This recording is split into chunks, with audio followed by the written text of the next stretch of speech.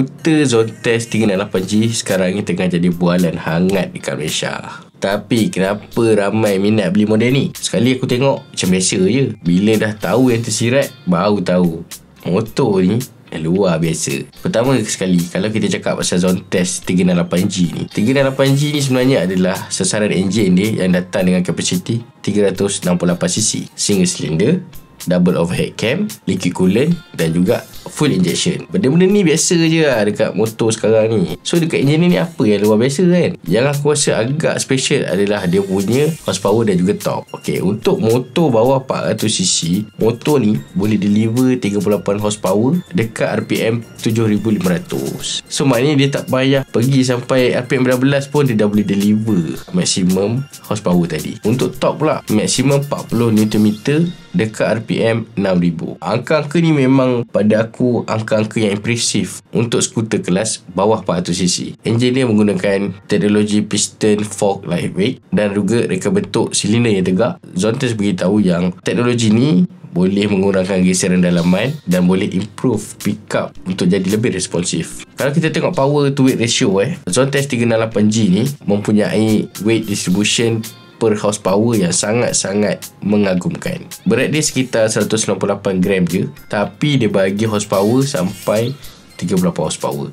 So ikut ratio lebih kurang 0.192 horsepower per kilo. Aku dah buat research, memang number ni impresif. Motor S-Max Yamaha 250 tu pun dia punya horsepower to weight ratio tu cuma 0.135 je. Yang ini 0.192 Mat. Motor ni boleh carry lebih weight lagi. Contoh kalau kau jenis badan besar ataupun kau suka bonceng orang dan juga tempat kerja kau tu berbukit bukau, motor ni sesuai untuk kau. Motor ni boleh handle additional load tu tanpa ada masalah. Untuk menambah sedapnya lagi cruising pakai motor ni, enjin dia ni ada balancer shaft yang mana dia boleh diaktifkan waktu RPM tinggi. Selalu RPM tinggi motor bergegar kan, sebab enjin bergegar. Tapi untuk Zontes ni dia akan mengurangkan gegaran tu pada tahap minimal dengan balancer shaft ni supaya korang tak rasa terganggu waktu cruising atas highway tu. Untuk throttle response biasa-biasa je, tapi dia ada sport mode. So bila kau masuk sport mode ni, throttle response tu lebih agresif, tak adalah terkiak-kiak nak potong lori kat highway tu kan. Untuk kelajuan maksimum dia boleh capai 140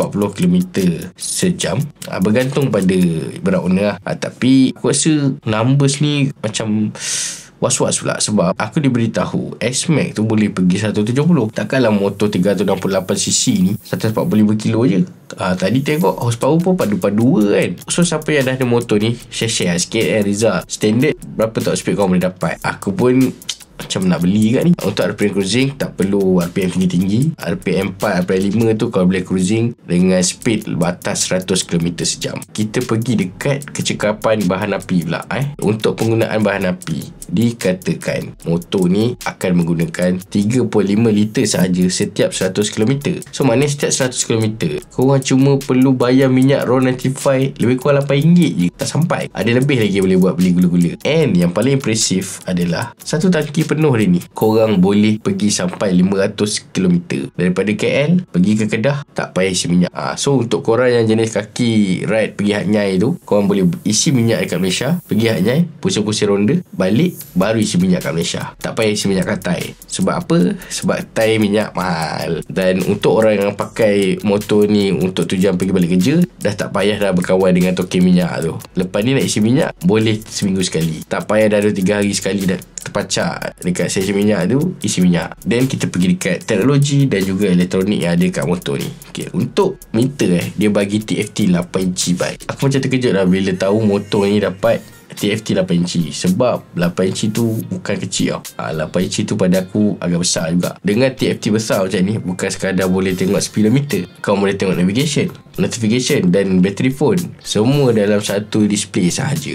Aku kagum especially on the navigation tu lah. Kalau jenis orang yang mata dah kabur ke apa ke, tak adalah tercari-cari lepas ni nak turn ke mana apa semua, dia tunjuk besar dekat meter tu. Yang lagi menarik, dia ada kamera depan belakang, yang mana aku anggap kamera depan belakang ni dah macam dashcam lah untuk motor ni. Dia akan aktif bila mana kau on motor tu. Dan juga dia datang dengan Storage capacity 128GB. Ni built-in tau, tak payah letak SD card. Dan recording dia menggunakan method auto loop. So tak payahlah korang terhege-hege nak extract lah, nak detract lah, nak buang memori apa semua. Dia akan auto loop sendiri. Dan 128GB ni, kalau korang jenis bawa motor hari-hari pun, aku rasa berbulan-bulan juga boleh tahan recording tu sebelum di rewrite balik untuk rakaman terbaru. Lagi elektronik dia yang aku rasa notably best adalah traction control, ride by wire, dan juga ABS 2 channel, depan belakang ABS. Settle. Aku tak tahu apa nak komen dah dekat motor ni. Serba-serbi Zontes bagi. Kita pergi dekat ada comfort pula. Okay, untuk seat dia lebar, lembut, kata orang macam duduk kat sofa lah. Ditambah pula seat dia ni tak tinggi sangat, dalam 780mm macam tu je. Maknanya kat sini orang Malaysia yang rendah-rendah ni, ataupun tak berapa nak tinggi macam aku ni, kalau pakai tu tak ada dah terjengkit. Nampak lega sikit bawa motor besar, kaki double stand ni dah. Untuk storage bawah seat ni pula, dia bagi 52 liter. 52 liter ni senang cerita boleh muat 2 helmet full face tanpa ada masalah. Untuk komponen depan pula, standard Zontes bagi siap USB punya port. So nak charge phone ke, nak apa ke,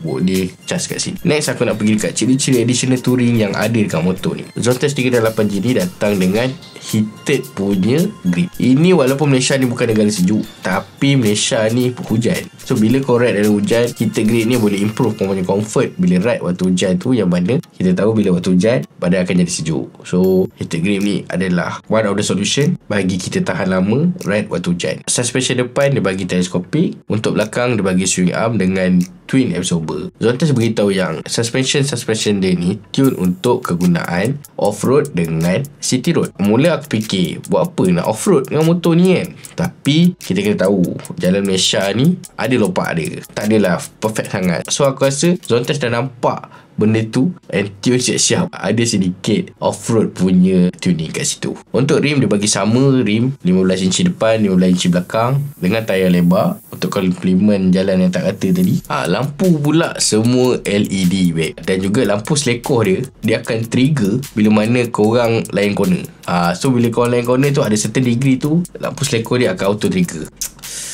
Canggih oh. Last kali aku nak cerita pasal harga dan kenapa aku rasa motor ni sangat baloi, dan juga kenapa dia hot Dengan semua ciri-ciri aku cerita tadi, dia hanya datang dengan harga RM28,800. RM28,000 ni kalau kau beli Yamaha, kau dapat S-Max ni je mat, togel. So yang ni padat dengan teknologi, padat dengan features. Tapi mesti orang akan tanya kan, motor Cina mesti payah dah dapat spare part. Relax dulu, sebab motor ni dikilangkan CKD dekat Jitra sana tu. So bila dah dipasang secara lokal, aku expect untuk spare part kita dapat banyak walaupun mungkin tak banyak macam Yamaha, tapi lebih daripada model CBU yang lain. Okay, untuk status semasa bukan cakap kosong motor ni dapat 1300 tempahan dalam masa seminggu je Zontes launching. Maknanya ramai rider-rider di luar sana, tak kira lapisan umur, berminat dengan motor ni. Kalau korang jenis cari skuter yang bertenaga, pack dengan teknologi, pack dengan features, kaki cruise, nak harga berbaloi, Zontes 3.8G ni adalah jawapannya. Model ni aku kategorikan sebagai pemecah market untuk motor